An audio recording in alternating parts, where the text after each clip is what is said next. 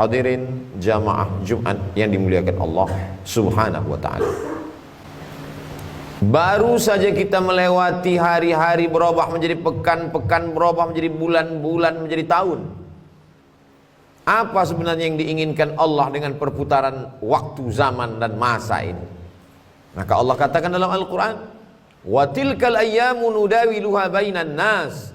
Demikianlah hari itu kami pergantikan silih berganti di hadapan manusia. Tujuannya tidak lain tidak bukan liya'lamallahu alladhina amanu, karena Allah ingin menguji siapa yang imannya tetap ada. Wa tilkal ayyamu nudawiluha bainan nas. Demikianlah hari-hari itu kami pergantikan di hadapan manusia. Wa liya'lamallahu alladhina amanu. Allah ingin menguji siapa yang iman tetap berada dalam badannya. Apakah ada orang yang ketika hari itu dipergantikan lalu imannya lepas? Ya. Yusbihu mu'minan, paginya beriman, wa yumsi kafiran, petangnya menjadi kafir. Wal'iyadzubillah wa na'udzubillah. Ulama kalau sudah menyebut orang murtad meninggalkan agama, mereka berta'awudz, minta ampun kepada Allah berkali-kali, karena tidak ada maknanya hidup, masuk kekal. Waquduhan nas wal hijarah, bahan bakarnya yang terbuat dari nas, manusia. Siapa dia? Orang yang ingkar kepada Allah, ingkar kepada Rasulullah Sayyidina Muhammad sallallahu alaihi wasallam. Kapan kita beriman? Sebelum kita lahir ke atas dunia, sebelum berbentuk darah, daging, kuku, bulu, sebelum menjadi manusia. Wa idz akhadha rabbuka min bani adama min zuhurihim dzurriyyatahum wa asyhadahum ala anfusihim. Ingatlah ketika Allah mengambil perjanjian di hadapan seluruh manusia ketika dia masih berbentuk dalam roh di alam arwah. Ketika itu Allah mengatakan, alastu bi rabbikum, bukankah aku ini Rabb kamu? Lalu semua menjawab, bala syahidna, engkau adalah Rabb kami ya Allah. Antaqulu yaumal qiyamah, tapi nanti pada hari kiamat manusia menjawab, inna kunna an hadza ghafilin, kami lalai, kami lupa, kami silap, kami khilaf, kami tidak ingat. Begitulah manusia dipergantikan siang dan malam. Makanya Nabi Muhammad SAW mengajarkan kita doa, ya muqallibal qulub, engkau yang membolak-balikkan hati, tsabbit qulubana, kokohkan hati kami, ala dinik, dalam agamamu, ala ta'atik, dalam ketaatan kepadamu. Ya musarrifal qulub, engkau yang mengarahkan hati kepada keimanan, sarrif qulubana, arahkan hati kami ala dinik, dalam agamamu, wa ala ta'atik, dalam ketaatan kepadamu. Ketika sahabat Nabi akan ditugaskan ke Yaman mengutip zakat, nanti kau akan di sana sibuk Mu'adz bin Jabal menghitung berapa zakat onta, berapa zakat lembu, berapa zakat kambing, berapa zakat kurma. Maka bacalah doa ini di akhir salatmu, Allahumma a'inni, tolong aku ya Allah, ala zikrika, supaya hatiku selalu berzikir mengingatmu, wa syukrika, supaya lisanku selalu bersyukur menyebutmu, wa husni ibadatik, selalu beribadah dengan ibadah yang baik kepadamu. Bukankah Bal'am seorang yang beriman? Walau syi'na la rafa'nahu biha, kalau kami mau kami angkat derajatnya, karena kami sudah mengajarkan asma'ul a'zam kepadanya. Doanya makbul, walakinnahu akhlada ilal ardi wattaba'a hawah, tapi kemudian dia lebih memilih kehinaan, dia memperturutkan hawa nafsunya. Famathaluhu kamathalil kalb, dia seperti seekor kanjing, dia seperti seekor binatang yang hina, najis, mughallazah. Air liurnya saja pun masuk ke tempat air minum kita. Idza walagal kalbu fi ina'i ahadikum, kalau ada seekor anjing menjulurkan air liurnya ke tempat bejana air minum kamu, fa'ahriquhu, maka tumpahkanlah. Setelah itu disamak, disiram dengan air 7 kali. Air suci mensucikan air mutlak, salah satunya dicampur dengan air tanah, begitulah kotornya. Maka Allah mengumpamakannya, famathaluhu kamathalil kalb, dia seperti seekor anjing. In tahmil alaihi yalhas atau tatrukhu yalhas, andai kau ambil kayu batu untuk melemparnya, dia tetap mengulurkan lidahnya. Andai kau biarkan pun juga sama. Tidak ada bedanya antara ceramah, antara tausiah, antara khutbah. Ada atau tidak sama saja bagi dia.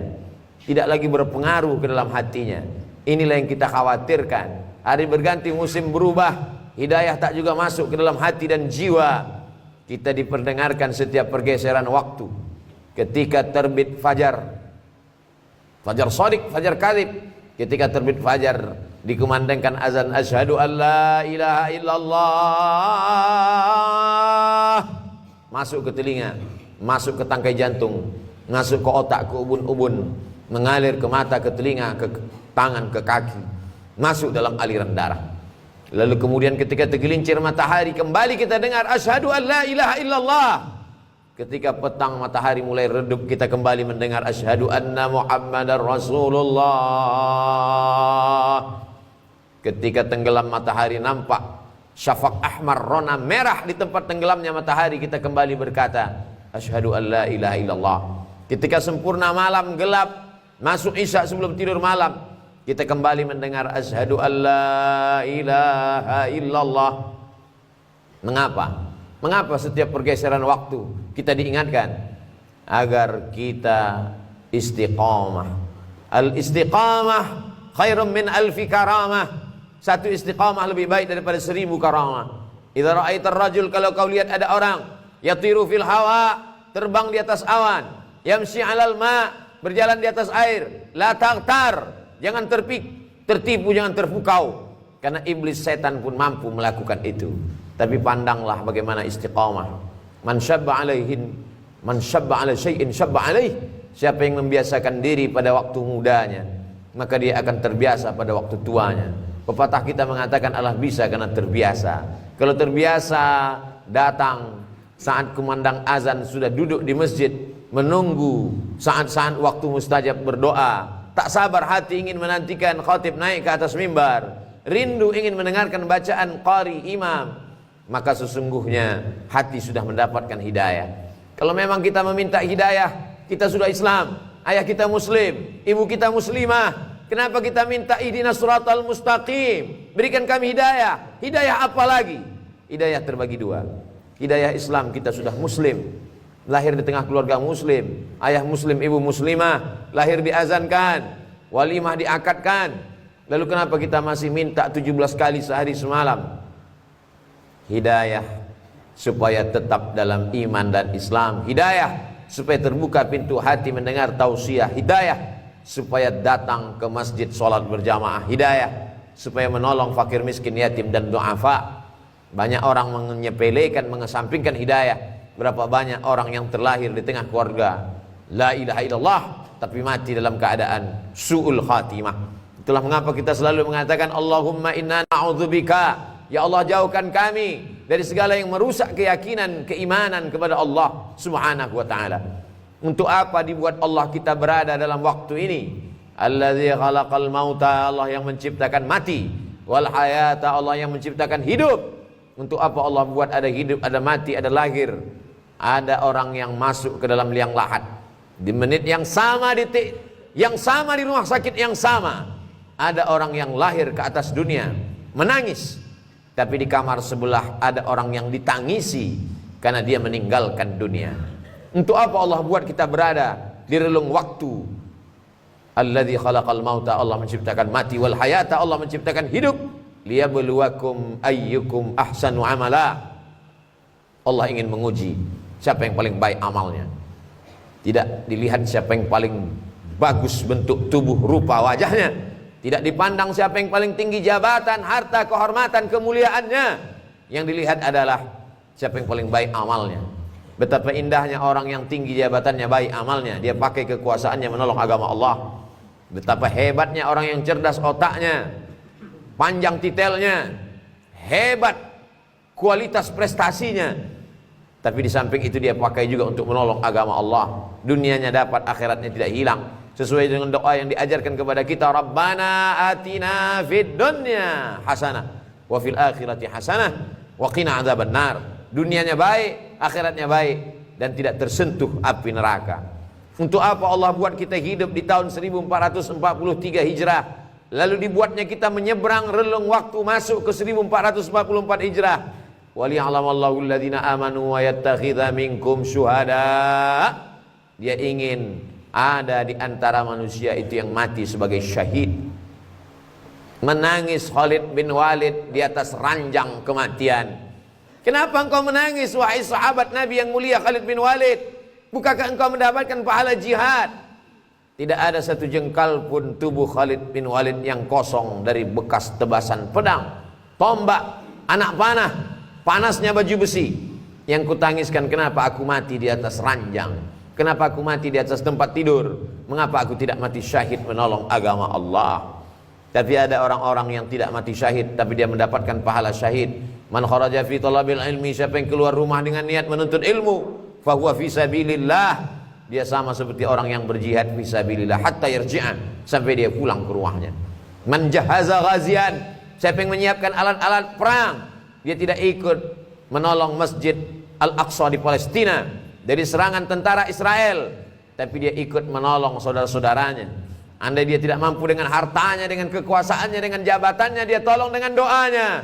Man jahaza ghazian faqad ghaza, siapa yang menolong saudaranya, maka dia sudah tercatat sebagai orang yang berjihad fisabilillah. Saudara-saudara yang sudah mendahului kita karena meninggal kena virus, al-mat'unu syahid, orang yang meninggal karena penyakit wabah, mereka juga adalah orang yang mati syahid. Seorang kepala keluarga meninggalkan anak istrinya untuk mencari nafkah yang halal, meninggal dalam perjalanan, mereka pun juga adalah syahid. Syahid dunia, ada syahid akhirat. Kenapa ingin menjadi syahid? Mengapa mereka berlomba-lomba sampai berkata iskariman, hidup mulia, au mut syahidan, atau mati syahid? Orang beriman kalau mati, matinya mati syahid. Kalau hidup, hidupnya mulia. Kenapa mereka ingin menjadi syahid? Karena orang yang syahid itu tidak merasakan sakratul maut illa kal qars, hanya seperti cubitan pada kulit. Begitulah indahnya kematian mereka. Sedangkan kematian yang biasa, ketika orang mati itu berjumpa dengan Nabi Muhammad SAW pada peristiwa Isra Mi'raj, Nabi bertanya, apa yang kalian rasakan? Kami merasakan kematian itu seperti tebasan pedang di tempat yang sama beratus kali. Kami merasakan kematian itu seperti seekor kambing yang dikuliti hidup-hidup. Kami merasakan kematian itu seperti mata kail pancing ditarik dari kulit yang basah sampai kulit, darah, daging terikut dalam mata kail pancing. Sakit yang tak dapat diungkapkan dengan kata-kata. Begitulah kematian. Makanya kita berdoa, Allahumma hawwin alaina fi sakaratil maut, ringankan kami waktu sakaratul maut. Tapi orang yang mati syahid tersenyum wajahnya, karena kematian itu dia rasakan hanya seperti cubitan pada kulit yang lembut. Mereka tidak terkena azab kubur. Kita berdoa sebelum salam, Allahumma inni a'udzubika min azabi jahannam, min azabil qabri, wa min fitnatil mahya wal mamat, wa min syarri fitnatil masiihid dajjal. Selamatkan kami dari azab kubur. Sedangkan mereka tak merasakan azab kubur, yang ketika mereka tidak merasakan hisab, langsung saja masuk ke dalam surga. Salamun alaikum, selamat untuk kalian hai orang yang mati syahid. Tibetum, kalian sudah berbuat baik, fadkhuluha khalidin, masuklah kalian ke dalam surga Allah Subhanahu wa taala. Banyak orang menyia-nyiakan waktunya. Dia anggap waktu ini gratis, tidak ada pertanyaan. La tus'alunna yauma idzin 'anin na'im.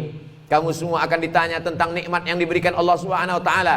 Berapa langkah kaki, berapa hembusan nafas, berapa kedipan mata, berapa bisikan telinga, berapa hayunan tangan, berapa darah yang dicuci oleh buah pinggang, berapa yang disemburkan oleh jantung ke otak. Semua akan diminta tanggung jawab di hadapan Allah Subhanahu wa taala. Adakah yang lepas? Yauma yafirrul mar'u min akhi, orang lari dari saudaranya, wa ummihi wa abi, dari ibunya, dari ayahnya, wa sahibatihi wa bani, dari istri, suami, melarikan diri dan anak-anaknya. Semua akan bertanggung jawab. Likulli imri'in minhum yauma idzin sya'nun yughnih. Semua orang akan bertanggung jawab atas segala gerak lidahnya. Al yauma naqtimu ala afwahihim, hari itu mulut terkunci. Wa tukallimuna aydihim, tangan akan bicara. Wa tashhadu arjuluhum, kaki akan bersaksi. Bima kanu yaksibun, apa yang pernah kita lakukan di dunia. Semua akan diminta tanggung jawab di hadapan Allah Subhanahu wa taala. Hari ini uang kita banyak, kita bisa bayar pengacara untuk membela kita di hadapan hakim. Tapi saat itu hakimnya bukan manusia. Alaihissallahu bi ahkamil hakimin, bukankah Allah hakim di antara para hakim yang paling adil, paling mulia? Alaihissallahu bi ahkamil hakimin. Kita menjawab, bala syahidna. Betul, kami saksikan itu. Shadaqallahul azim, maha benar Allah.